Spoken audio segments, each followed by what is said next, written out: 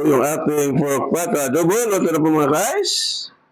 So tayo na kakain ng tanghalian. Ayan na po.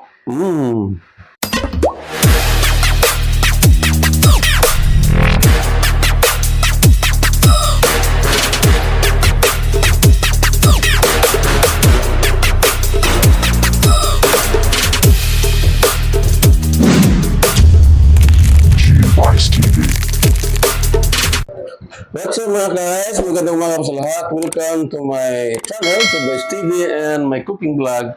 So ngayon po, video po natin sa ating araw-araw na buhay. So andito na naman tayo sa kusina at mayroon na naman tayong lutuin muli.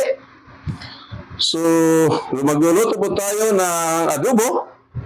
So ang tawag sa ating lulutuin ngayon, ito tinatawag ng pork pata adobo. So yan po yung ating pork pata. Malinis na po yan. At nahiwa-iwa na din. So, ready to cook na po yan. So, yan po yung mga sangkap natin gagamitin. Pinagsama sibuyas, bawang at sili labuyo. At maglagay din tayo ng pampalasa. At yung calamansi juice, halip ay suka. Calamansi juice yung ating pampaasim sa ating pork pata adobo. At maglagay po din po tayo ng brown pepper o pamintang durog. At itong bulaklak ng puso ng saging. Ito yung pampabango ng ating gagawing pork pata adobo. At maglagay rin po tayo ng liquid seasoning. At itong toyo, maglagay rin po tayo ng toyo. Dahil nga pork pata adobo ito, may toyo po. So ano pa ilagay natin? Siyempre, naka-prepare na po ito. Tayo na magsimula magluluto. So yun ang pressure cooker o ng step sa ating gagawin ng pork pata adobo. Dahil ito may katigasan, so i-pressure cooker muna natin ito. So ilagay na natin yung ating pork sa pressure cooker. At ilagay na natin yung ating pinagsamang sili labuyo, sibuyas at bawang. So ayan. Dahil isang salangan na po lang ito. Pag ito na-pressure cooker na, sama-sama na po nito lumambot. At tsak, yan, maluluto na po ito. At maglagay na rin po tayo ng pampalasa. So ayan yung ating calamansi juice. Maglagay na rin po tayo. Yung ating pork pata. At yan, napakasarap nito. Pag lalo na yung ay matatanggal na sa buto, ay kinain, maghiwalay na sa kanyang buto. So maglagay po tayo ng tuyo.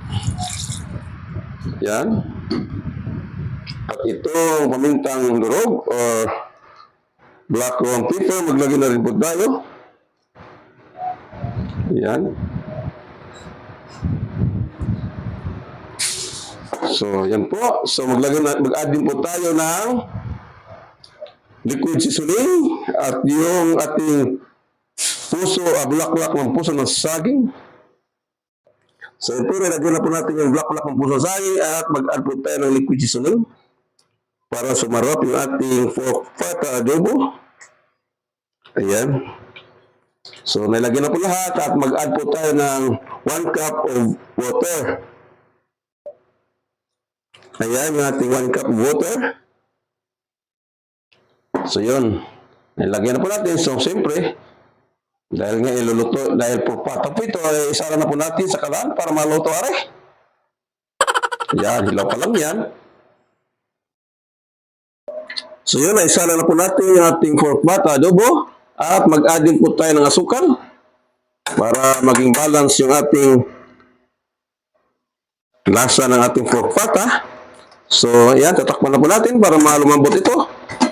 After mga 45 minutes, yan ating itingnan kung baga ito lumambot na. Ayan, nagburok-burok na po. Ibig sabihin, nagburok-burok, kumukulo na po siya. Kaya sa mga ilang saglit na laang ay maluluto na po yan.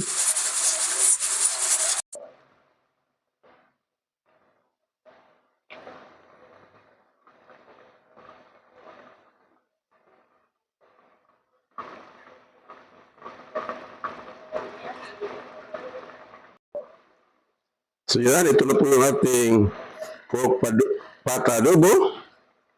So yan, malambot na po siya at luto na po ito. So yan, ang kasunod dito ay kakain na po tayo ng tanghalian. Kasi alas 12:30 na po. Yan, pork pata adobo. Our menu for today. Nakain din ng pork. Ano po yung ating pork pata adobo? Luto na po mga guys. So tayo na ay kakain ng tanghalian. Ayan na po.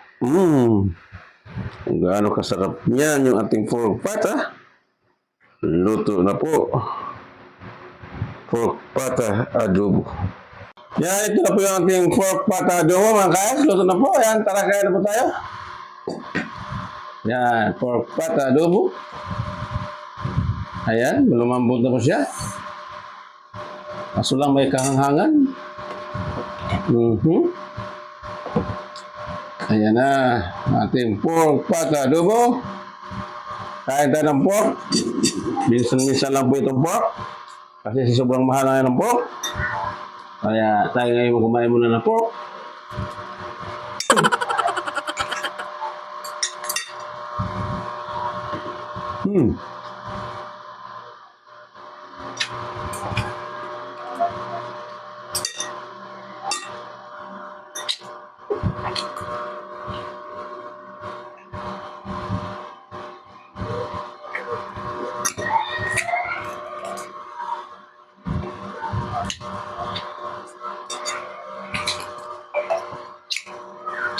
Simple luto sa pork.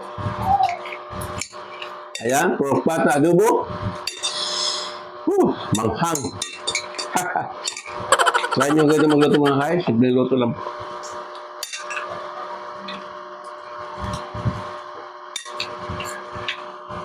Isalan nyo lang sa pressure cooker sabay-sabay. Pag mambot, tsak luto na po yan.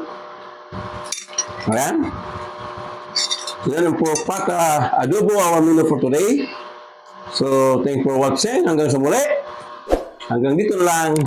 God bless us and bye-bye. Go, go, go, go, go, go, go, go, go, go, go, go, go, yeah, go, go, go.